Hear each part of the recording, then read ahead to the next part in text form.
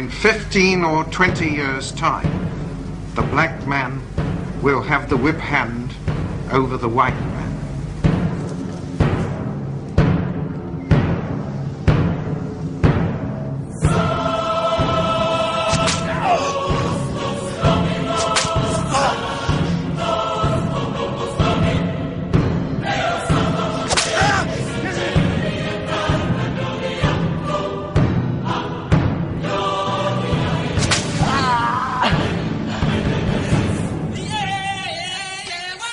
In 1865, when the enslavement of African Americans came to an end, many believed that a new era of liberty and justice was dawning.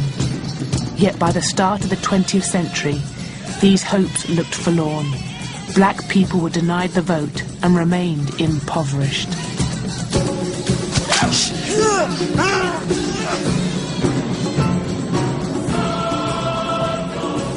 Black people were victims of violence and murder. Across America, resistance to racism was met with deadly force. At the same time, as Europe's nations built empires across the globe, Africans and Asians were being stripped of their land and brutalized.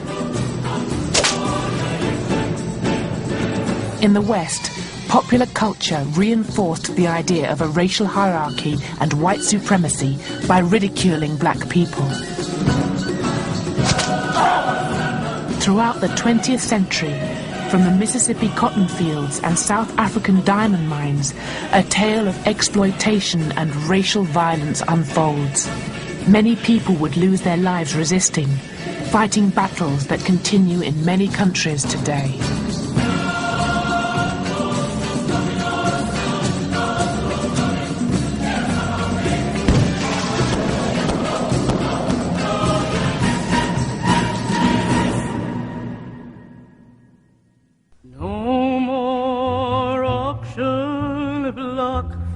The campaign to abolish slavery in the United States had drawn support from all over the world. Abolition was acclaimed as a triumph for all humanity. But soon black Americans would realize that racism had outlived slavery. Near the end of the Civil War, the Northern Union Army had promised 40 acres to each freed slave who would fight the Southern Confederate Army. But the following year, the order was rescinded, and the lands were returned to the white plantation owners of the South, leaving many with no choice but to work for their former masters. They became farm laborers as part of a system known as sharecropping. The way it worked is that a black family would work for a white landlord for a period of a year. And during that time, the family would receive canned goods, food, a plow, mules, animals, seeds, other implements that were necessary to produce a cash crop, let's say cotton. And the split was half, 50-50, minus the costs that had been incurred during the previous growing season by the black family. And what usually occurred, since the black household did not keep the books, blacks owed more money at the end of the year to white families, and so the debt was rolled over. Blacks essentially never got out of debt. After the Civil War, the 13th and 14th Amendments to the Constitution outlawed slavery and extended the vote to adult black men. But in the South, these hard-won rights were thwarted. What they did was to find ways to stop black people from voting. They created literacy tests, basically. They said, or other exams that you had to pass in order to be allowed to vote. And a white person would show up and they would be asked, what country is this? And they would say, United States, go ahead, vote. And then a black person would show up and they'd first of all see if they could read. And if they could read, they would then ask them a question like, what is the third phrase in the First Amendment governing religion? Which, of course, most white people couldn't have answered either. By the end of the 19th century, the southern states made it legal to offer so-called separate but equal services to their black citizens. These laws denied black Americans equal access to public amenities, such as education and transport, turning the United States into a racially segregated nation. Soon, millions living in the land of the free found themselves trapped by the Jim Crow system, named after a vaudeville act that ridiculed black people. The key thing to grasp about the so-called Jim Crow laws is that they were really about enforcing the idea of racial inequality in everyday life. And so there were laws that explicitly governed things like where black people could sit in buses, whether they could stay in hotels, which hotels they could stay in, whether they could eat in the same places, and so on. But also around them was a set of practices of everyday life which were not legally enforceable, but which reflected the very same ideas. So, for example, black people weren't supposed to look white people in the face in the street. I mean, if there was not enough space on the pavement, the black person was supposed to get off. Or in the end, if you looked in the wrong place, if you did what was once called reckless eyeballing, if a black man looked at a white woman in the wrong way, he could end up being lynched.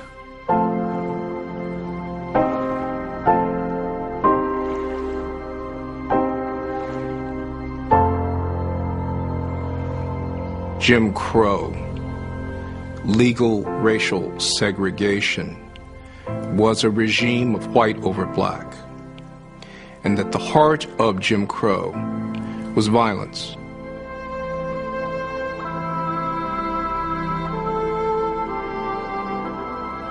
And violence took several different forms, but the chief form it took was lynching.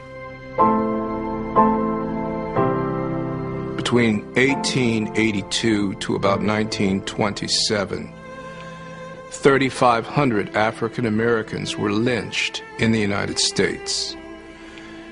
Jim Crow was a system of political and economic terror.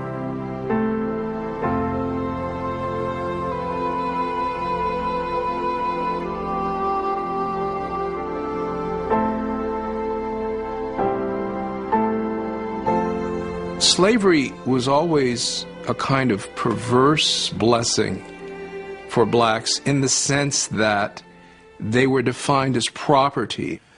In the early 1850s, a 21-year-old black man, a field hand, was worth $1,000. And so whites had a vested interest, perhaps to beat their slaves, but not to kill them.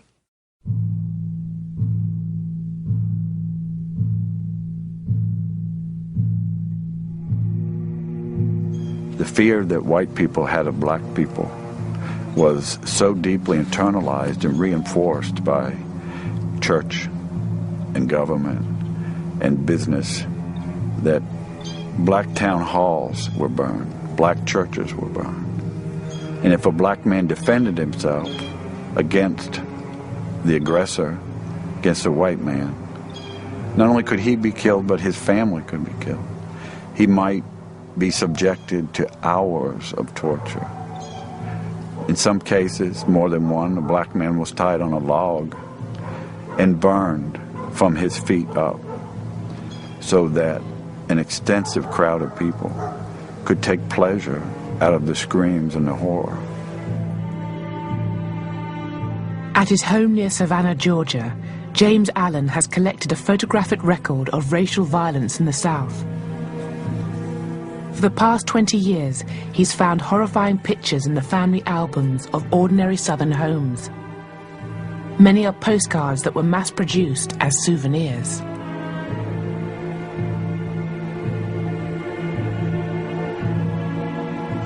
Some of these images were printed in the tens of thousands and sold for a dime or $1 a piece. Some of the postcards tell you where to write and the discounts you'll get if you buy 1, 10, or 100. They were sold in drugstores and pharmacies. They were sold on the street. I purchased a photograph from a woman. The photographer sold them door to door. Her mother bought the image for $2.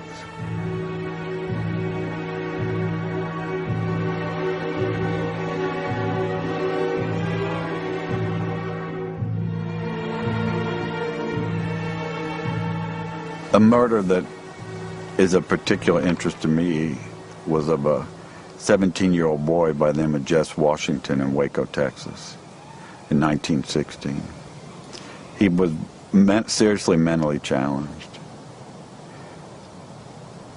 The wife of the farmer that he worked for was found dead. He was arrested. He was brought to trial. The trial took from 10 until 12.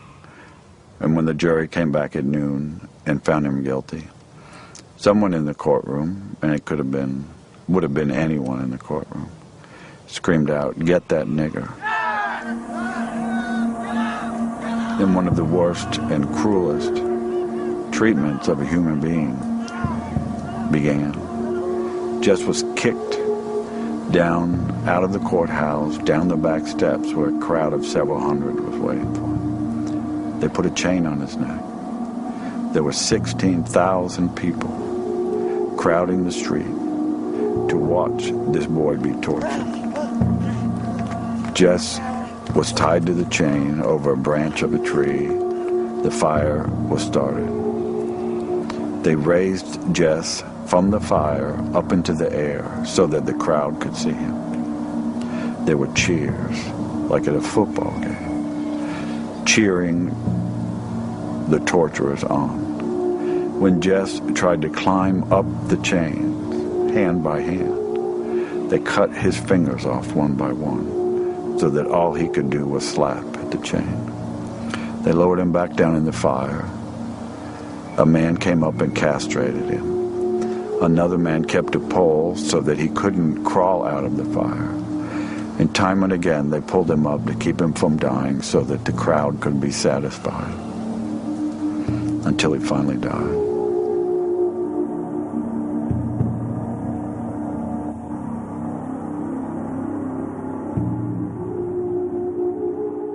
Many of these murders were instigated by America's most powerful agent of racial terror.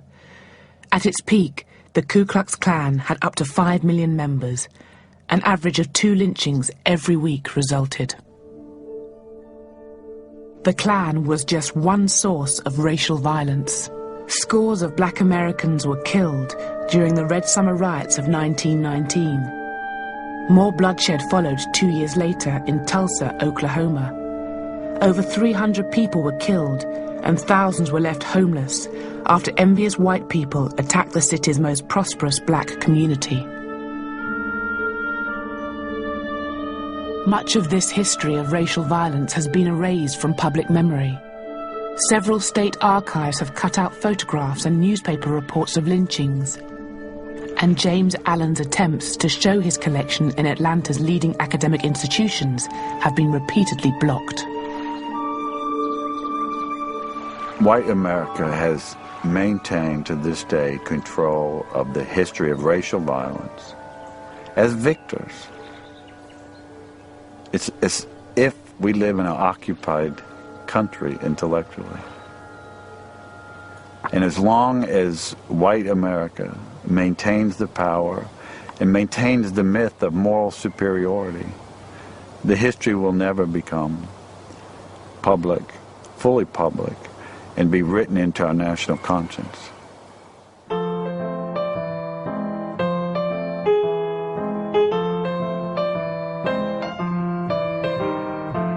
Violence was just one way of maintaining the racial hierarchy. Newspapers, film, and theatre stereotyped black people as simple-minded figures of fun. Some black performers applied minstrel makeup to caricature themselves as shuffling Negroes, reinforcing the sense of superiority amongst white audiences. What it really essentially said about black people is that we were outside of the pale of civilization. So to pillory and to make blacks buffoons is to deny them human capacity. And for whites, it was a grand old time. And for the first half of the 20th century, minstrelsy and blackface was not just reputable, but it was a central feature of entertainment in America. Everywhere you looked, black people were being portrayed as dense, incompetent, irrational savages. In vaudeville and on stage, African-American people were reduced to silly, childlike characters who needed to be trained like a monkey. Thank God those savages were saved from their natural habitat.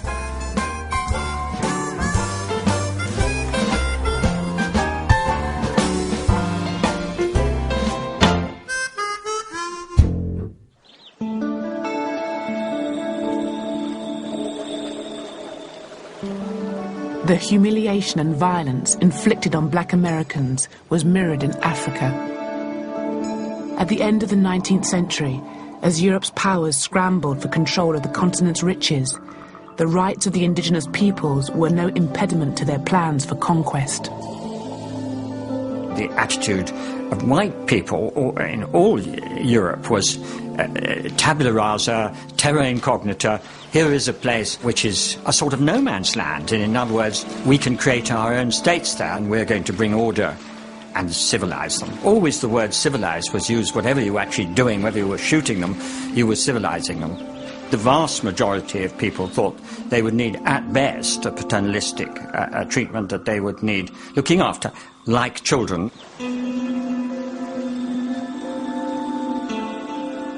After the Conference of Berlin in 1885, Europeans embarked on a continent-wide land grab. In less than 20 years, 90% of African territory would be placed under European colonial rule. One of the main beneficiaries was King Leopold II of Belgium. Aware of the vast fortune to be made, he persuaded Europe's powers to recognize his sovereignty over one of Africa's largest regions, the Congo. Here was this man who became King of Belgium in 1865 at the age of 30. Enormously shrewd, enormously greedy, enormously ambitious, and with an absolutely brilliant sense of public relations. He hired the explorer Henry Morton Stanley, the man who found Livingstone, to go to the Congo and essentially stake out this huge territory for him. Leopold got first the United States and then all the major nations of Western Europe to ratify his seizure of this enormous territory in the center of the continent. First, Leopold created a smokescreen, claiming that he wished to educate a savage people. They were all really fooled by Leopold because they took him at his word. They thought he was a man who's going to lose all his money in this crazy philanthropic venture. But they didn't realize what he was really after at all, which was to make himself hugely rich by exploiting brown hands and broad backs who were going to carry the wealth of Africa and load it on ships for his own personal profit. Bring them! Extreme violence was employed to impose Leopold's dominion. The right hands of those who failed to meet rubber quotas were severed. Even young children were not spared. In 1896, a German newspaper reported that 1,308 hands had been gathered in one day. Leopold created a 90,000-strong army to enforce his rule. One of his lieutenants wrote, "Only the whip can civilize the black."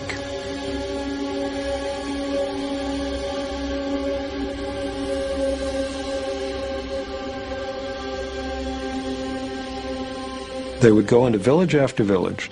The army would seize the women of the village and hold them hostage in order to force the men of each village to go into the forest and gather a monthly quota of wild rubber. And they did this for about 20 years. And you can just very easily imagine if you have a village where the women are all being held hostage, the men are all in the forest as forced laborers for several weeks out of each month. There's nobody to plant and harvest food, to go hunting, to go fishing, to do all the normal things through which a community feeds itself. So from all of these causes, starvation, being worked to death, and most of all from the disease that hit this famine-ridden population, the best estimates are that between 1880 when King Leopold first got his hands on the Congo, and 1920, that in that 40-year period, the population was slashed from about 20 million at the beginning of that period to around 10 million at the end. So an enormous loss of human life.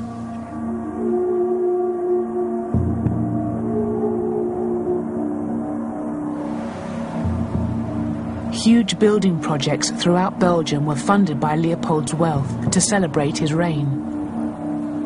Leopold built himself a palace, now called the Museum of Central Africa, to display his spoils. For historian Bambi Koipins, whose father is Congolese, the building embodies the myths created to justify Belgian rule in the Congo. The central hall gives you the idea of what the museum is supposed to be about. You have the central dome through which the light falls on the heart of darkness underneath, you can say.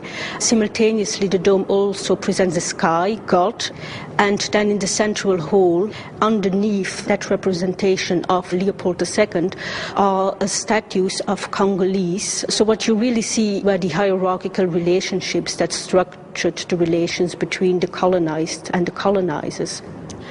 As a human being, I'm obviously shocked by that, because it is very clear that Africans, the way that this museum was originally set up and the way that most of the exhibitions still work, are really dehumanized because they were seen and represented as savages who really needed the help of outsiders, i.e. Europeans, to transform them into fully civilized human beings. From the late 19th century onwards, human zoos exhibiting Africans in their primitive state became popular around Europe. One of the first was housed in the grounds of Leopold's museum. The Africans were put on display so people could go and see them in very much the same way that they could look at, say, caged animals in a zoo, and their reactions were also very similar. There were notices saying that people were not allowed to throw peanuts at the Africans because that was what they did. This museum is also, in a very real sense, the only monument to Belgian colonial history left in this country. So if we dismantle the museum, there is a very great danger that we also eradicate the public memory of that colonial heritage. And once that happens, of course, one paves the way for all these people who say, well, it was not as bad as that, was it? And Leopold II really did do a great deal of good. In 1908, the year before Leopold died, his crimes were made public and he was forced to hand control of the Congo over to the Belgian government. But the cruelty continued. The forced labor system did not come to an end because it was so profitable. The new Belgian Congo continued it more or less until the early 1920s. At that point, the Belgian colonial officials realized that their population was shrinking so rapidly from the effects of the forced labor system that they had to modify it. They had to make it less lethal, or otherwise they would have no labor force left. Although 10 million people died, the Congolese genocide has largely been forgotten in Europe. In the book The Heart of Darkness, the author Joseph Conrad, who witnessed the violence in the Congo, writes, "The conquest of the earth, which mostly means taking it away from those who have a different complexion or slightly flatter noses than ourselves, is not a pretty thing when you look into it too much." It was only at the end of the Second World War, when newsreels documented the Nazis' extermination of 6 million Jews, that the words genocide, Holocaust, and even racism passed into common usage. Whatever the origins of the word racism, that is when it was first coined, there's no doubt that it was first used to think about Nazi treatment of Jewish people. That was the case that gave the word racism its modern shape and meaning, in fact, brought it into use as a word, and also, therefore, brought it into use in a context where it was unequivocally clear that it was a very bad thing. Even so, brutal treatment of non-white, non-Europeans was tolerated by the Western nations. When the National Party came to power in South Africa in 1948, they passed a series of laws that institutionalized white supremacy. Yet apartheid attracted little criticism from the West. What white people wanted in this country was to protect their political supremacy, but in ways that nevertheless guaranteed them access to as much black labor as they wanted. One should remember that apartheid was never a racially exterminationist regime. The intention was never to get rid of black people. The intention was to deploy black people in ways that made good economic sense to white people, so that the advantages of apartheid to whites would be a combination of political supremacy and economic prosperity. So the purpose of racial classification was to provide a mechanism for segregating access to resources, segregating access to power. So your racial classification, once determined, affected where you lived. It determined where you worked and what sort of work you were entitled to do. It determined who you had sex with and who you could marry. It determined what schools your children went to and what universities they were entitled to go to. It determined what shops you were allowed to use, whether you were allowed to drink certain kinds of alcohol and where, whether you were entitled to go to cinemas. In other words, it was a categorization that affected your life across the board, and it became internalized as in a very intimate way as the basis of how people thought of themselves. Do you think that the South African government's racial policy is right? I really do, because we cannot mix with the lower nations at the moment, unless they are cultivated and educated and so on. Apartheid erected a vast edifice of racist legislation, making interracial relationships illegal and forcing individuals to be racially categorized. Amid rising international criticism of their policies, the architects of apartheid emulated the creators of Jim Crow and adopted the separate but equal rhetoric of segregation.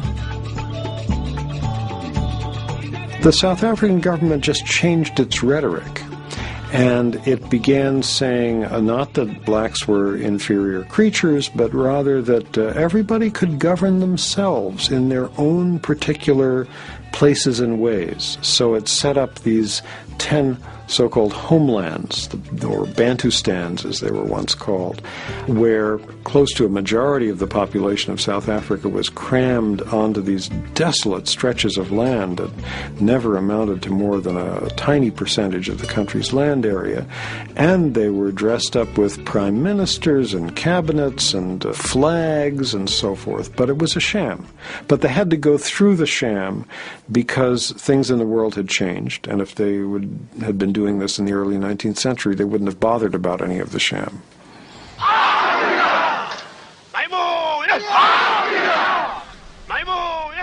During the 1950s, the anti-apartheid movement gained momentum. In 1960, 300 people demonstrated against the pass laws in a town called Sharpeville in the Transvaal, using the tactics of non-violent passive resistance developed over the years. In South Africa, you'd had a history of very peaceful, humble, polite petitioning of the authorities, deputations, and each deputation, came back empty-handed. And, well, if that doesn't work, let's try something else. So people then adopted non-violent forms of resistance. But that was just met with violence, culminating in Sharpeville.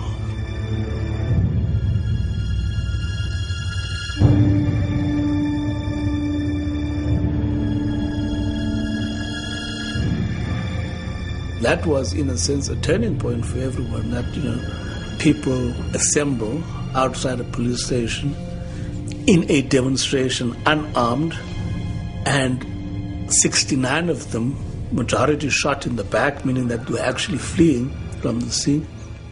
Of course, that creates a great deal of anger. And I think for many people that was it. And people said, well, if that's going to be the response, we've got to have to find other means of taking care of this situation. There are many people who feel that it is useless and futile for us to continue talking peace and non-violence against a government whose reply is only savage attacks. Following the Sharpeville massacre, the African National Congress was banned, and 2 years later, its leader, Nelson Mandela, was imprisoned. At his trial, he announced that the events of 1960 had compelled the ANC to commit itself to armed struggle. Violence, said Mandela, was inevitable in this country. The architects of apartheid turned his prophecy into a reality.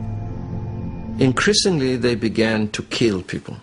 I think it was just deliberate murder of people. It was not a mistake. There was hardly a family in the urban areas and townships and later in the rural areas that had not been affected by detentions, by torture. So it was just about every family in the townships was affected by it. In 1976, South Africa's black school children protested against a new law stipulating that classes be taught in Afrikaans, a language most couldn't speak. 250,000 black people rioted in Soweto alone.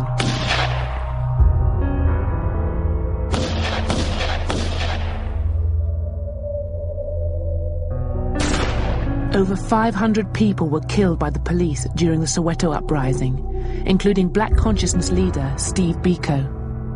South Africa was engulfed in a firestorm of violence.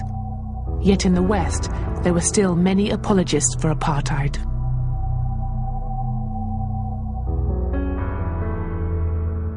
But this isn't surprising. In the southern states of the USA, many features of apartheid, the disenfranchisement of black voters, laws against intermarriage and segregation, endured well after the Second World War. As in South Africa, racial violence remained commonplace. In 1946, African American soldiers returning from the war were being lynched at a rate of 1 a week. There are cases when black soldiers waiting at the train station, waiting their ride, were lynched because how dare they wear that uniform? They had died for the lyncher and his right to murder them. This was the paradox and indeed the vicious irony of the black participation in the Second World War and the fight for democracy on foreign shores, which drove them to fight even more vigorously back here at home. Protests from prominent anti-racists, including Paul Robeson and Albert Einstein, prompted President Truman, himself a former member of the Ku Klux Klan, to appoint a committee that campaigned to end lynching. At last, government initiatives to counter racism began to trickle through. In 1955, the ruling in the Brown versus the Board of Education case found that the provision of separate but equal schools was unconstitutional, bringing segregation in the education system to an end.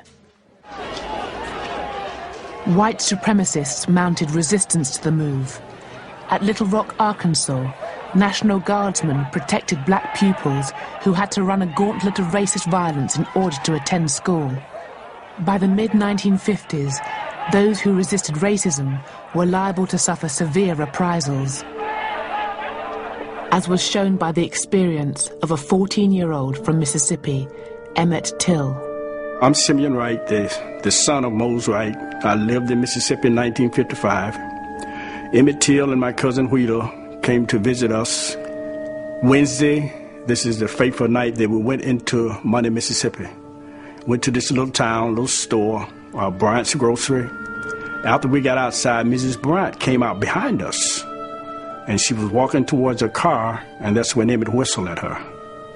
And when he whistled, man, it scared us out of our wits because we knew that was a taboo, and we couldn't get to the car fast enough to get out of there. Then we got in the car, we came home.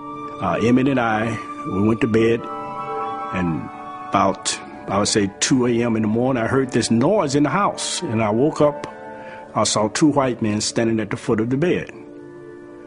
And they marched Emmett out to the truck. So they took Emmett and 3 days later, we found out that they killed him. He was thrown in the Tallahatchie River. My dad said it looked like they had hit him in the head with a hammer. He was shot behind the ear. It was just a horrible scene. I believe that the whole United States is mourning with me.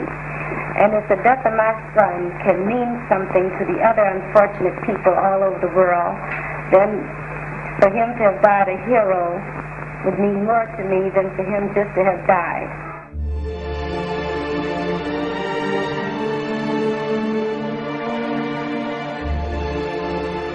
Emmett's mother, she decided that she wanted the world to see what those men had done to her son. So they had a casket, the top was glass, and you could see the body. You could see his mutilated body during the funeral procession. And the whole world were able to see what the Jim Crow laws and the people of Mississippi, the white people of Mississippi, were doing to blacks.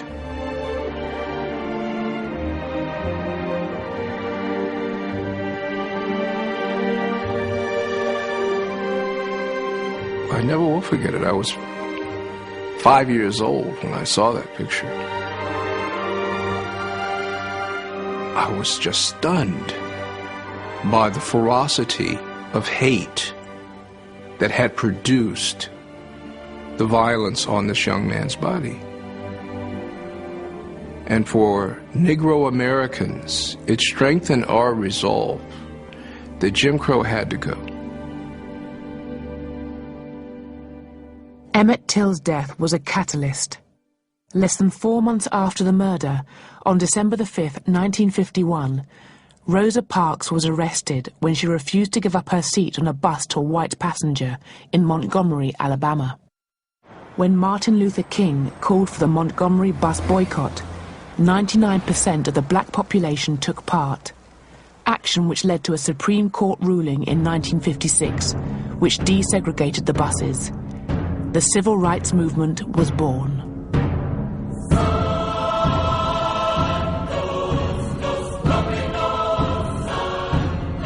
Civil rights protests met with violence, as happened when black people tried to eat at segregated lunch counters. Throughout the 1960s, protesters were wounded, imprisoned, and killed. The movement's most articulate spokesmen were eventually silenced. Dr. King and Malcolm X were to be murdered. With this faith, we will be able to work together, to pray together, to struggle together, to go to jail together, to stand up for freedom together, knowing that we will be free one day.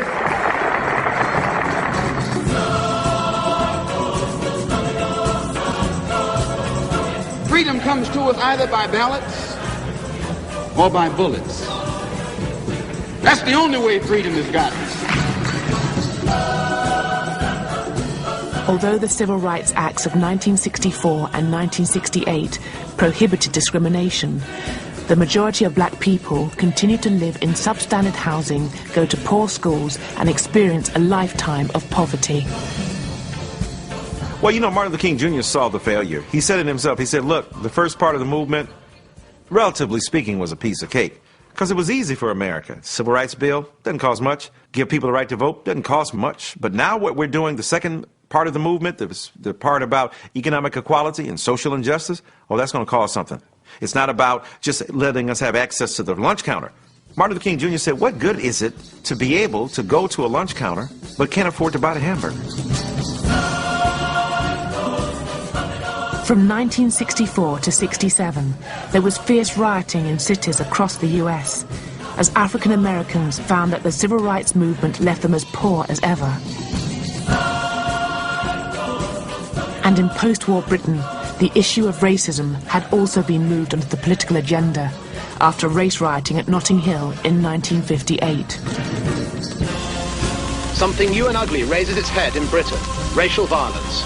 An angry crowd of youths chases a Negro into a greengrocer's shop, while police reinforcements are called to check the riot.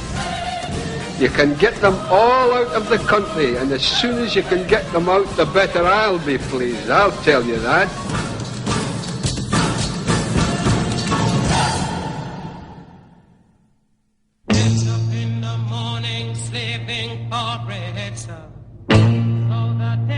By the mid-60s, immigrants from the Commonwealth and the colonies were arriving at a rate of 75,000 per year. This source of cut-price labour wasn't always welcome. A Britain that had to face that while they had never thought twice about their right to be in a third of a globe, that when people from that third of a globe started turning up in Britain itself, in the heart of empire, that somehow they didn't belong.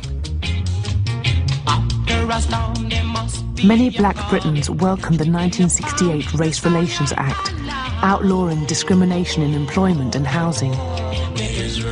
But the Conservative shadow cabinet minister Enoch Powell attacked it in his infamous Rivers of Blood speech, making dire predictions about the consequences of immigration. He received over 40,000 letters of support.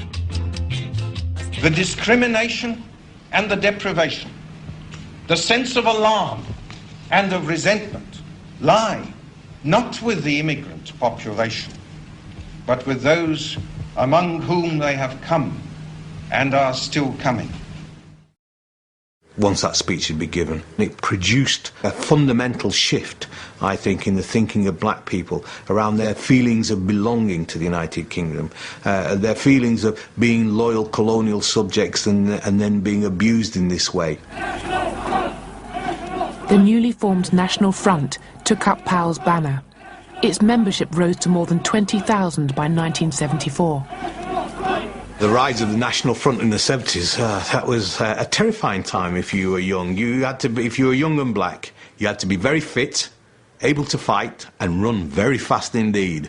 I remember in our areas, in Oldham and places where I grew up, you literally had to jog through enemy territory. It was almost like some Hollywood movie, a gang movie. You were on your toes all the time, because if the skinheads came around the corner, you needed that half a yard advance on them to get away.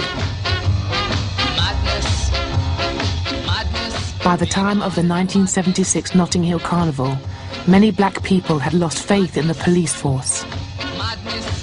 The communities were already on a war footing with the police by 76, because the generation that I was from was saying to our parents, well, you may have put up with it, but we were born here and we are certainly not going to put up with it.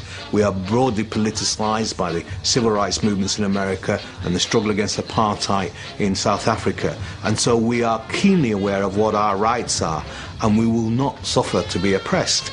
The policing of 76 was swamp policing, so we're already in this age where the mass deployment of officers to reclaim the streets.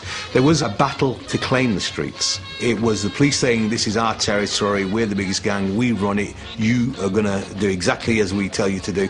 And there was black people saying, you're racist, you're attacking our young people have the right to defend themselves, we will not put up with your behaviour anymore. All that came together into a heady mix of marijuana, music and madness in Notting Hill Carnival in 76.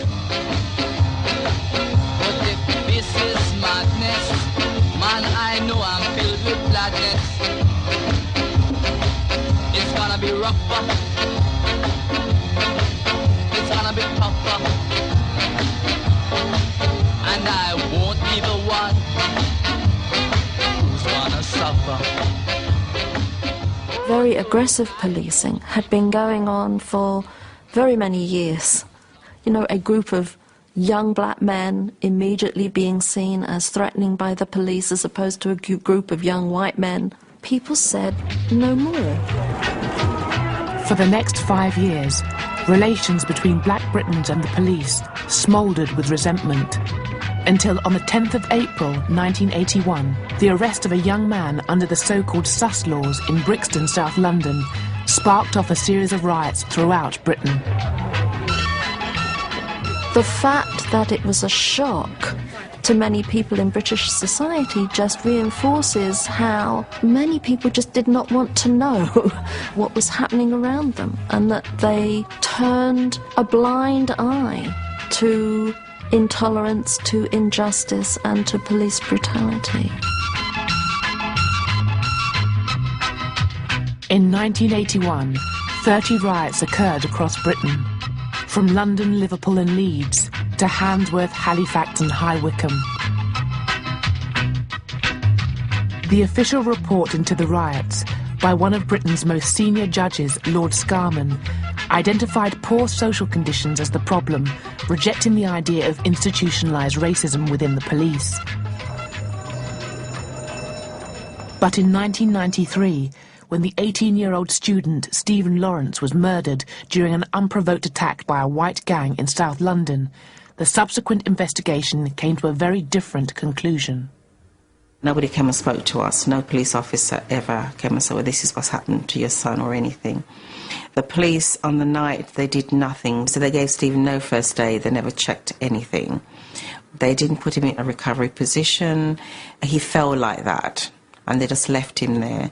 And until the ambulance arrived. So even if they could have done anything to help him, they did nothing.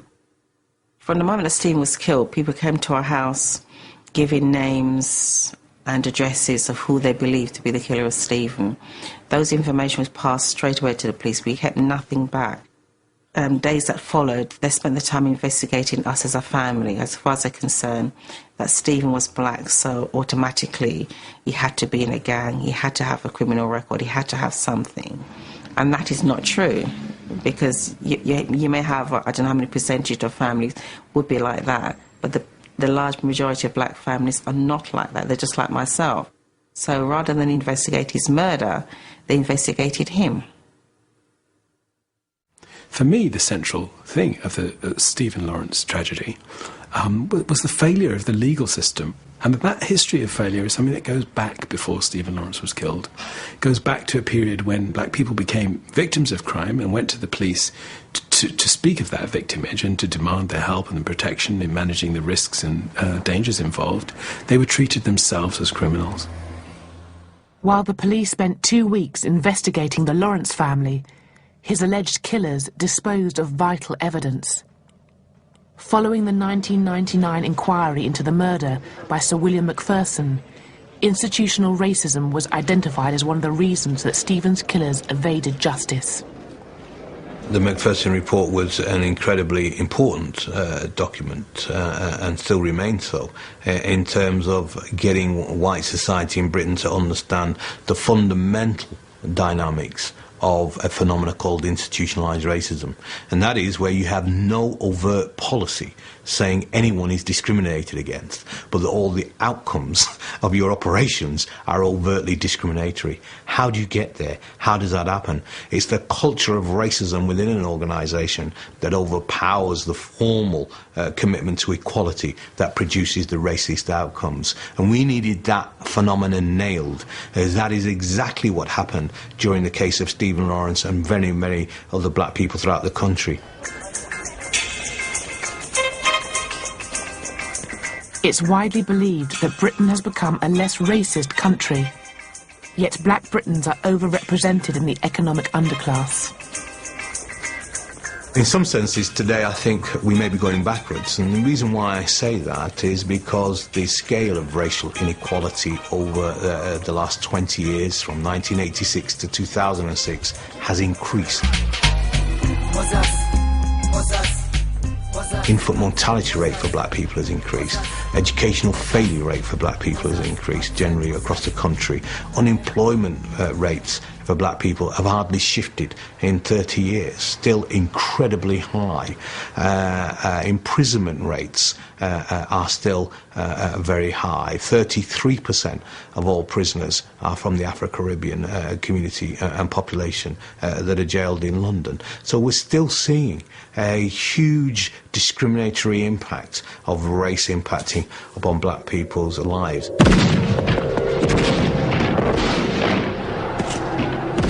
Though the former colonies are now independent, the global racial order remains intact.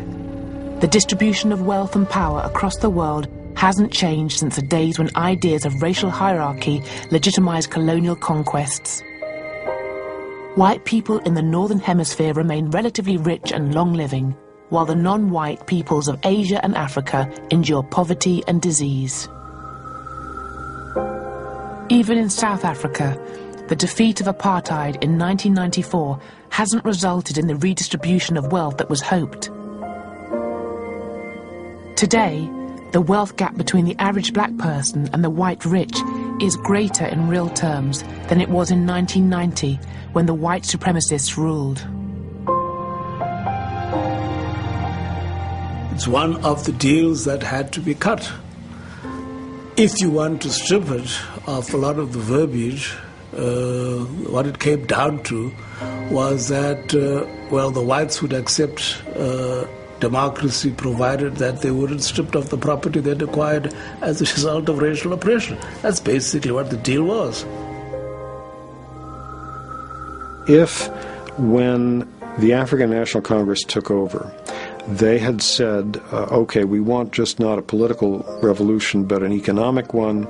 We're going to radically redistribute the wealth of this country, as we've been promising all these years, to give the mines to those who work in them and the factories to those who work in them and so forth. I think they would not have been allowed to be part of the international economic system. And I think that probably the majority of the white population would have left the country if their wealth had been taken away from them, their land had been taken away from them, as happened in Zimbabwe, for example. And economically, that would have been disastrous.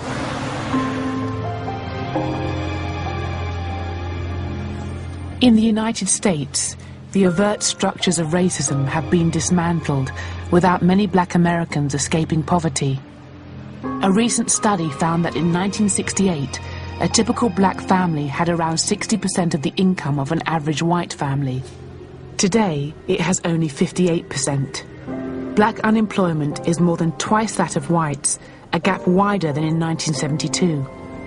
Black infants are almost 2.5 times more likely to die in their first year of life, worse than in 1970. The belief that we live in a post-racist society has blinded us to the impact that skin color plays in determining our destinies. Identically qualified black and white resumes, where the black ones are identified by the fact that the candidate has a name that is recognizably associated with African American identity, get different treatment when they arrive on the desks of employers. And this is not a hypothesis, this is an experiment that has been done in some cases with large amounts of data. And that's just still true. It's still true that being black disadvantages you in the employment market, just as, by the way, being a woman does, doing the same experiments. And that's despite the fact, probably, that the officials who manage this system don't think of themselves as racist and don't recognize what they're doing as practicing some kind of racial discrimination. What drives the colorblind racism of the 21st century are three central institutional processes: mass unemployment, mass incarceration, and mass disenfranchisement. Mass unemployment, that is, for young black and Hispanic males between the ages of about 18 years to 35 years. In 1980, there were about 500,000 prisoners in the United States. Today, there are 2.3 million. About half of them are black in the United States.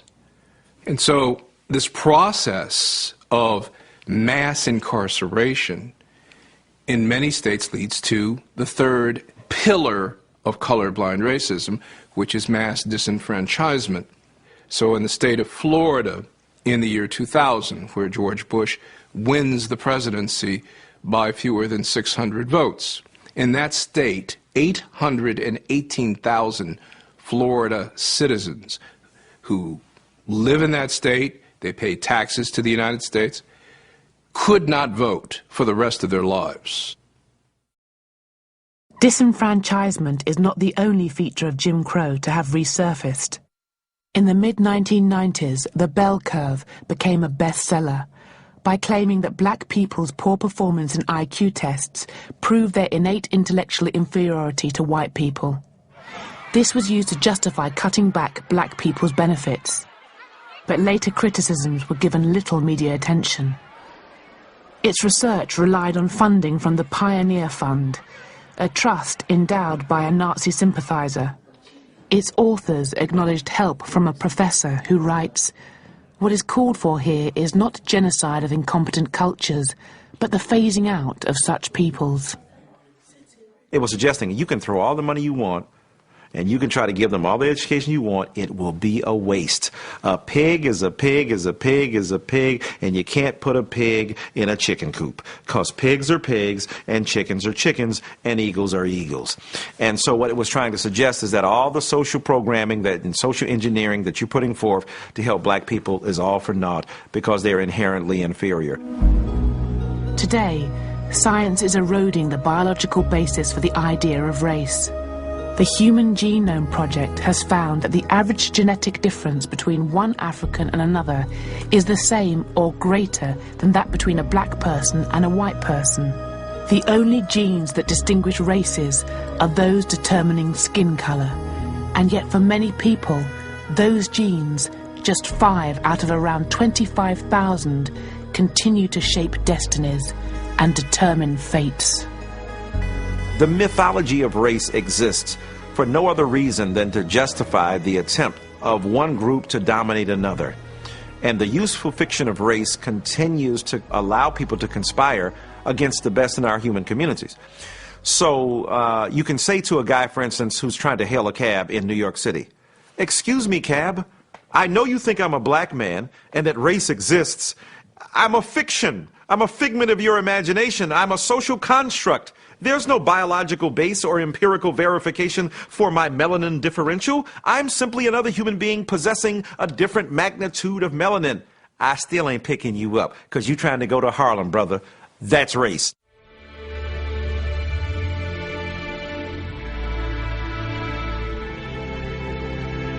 Despite the long struggle against racism, it continues to pollute our mental environment. Its enduring potency ensures that people are denied opportunities, justice, and human rights. Key institutions stay racially monolithic, and racial privilege endures. For 5 centuries, racism has legitimized assassination, massacres, and genocides. The doctrine of white supremacy has demonized, brutalized, and dehumanized the non-white peoples of the earth. Racism has been the global driving force behind the dispossession of continents, the destruction of civilizations, and the extermination of entire peoples. The legacy of enslavement and empire has created deadly divides between the West and the rest. In scientific terms, racial differences have no material significance. Yet racism continues to shape the destinies of individuals and nations all over our world.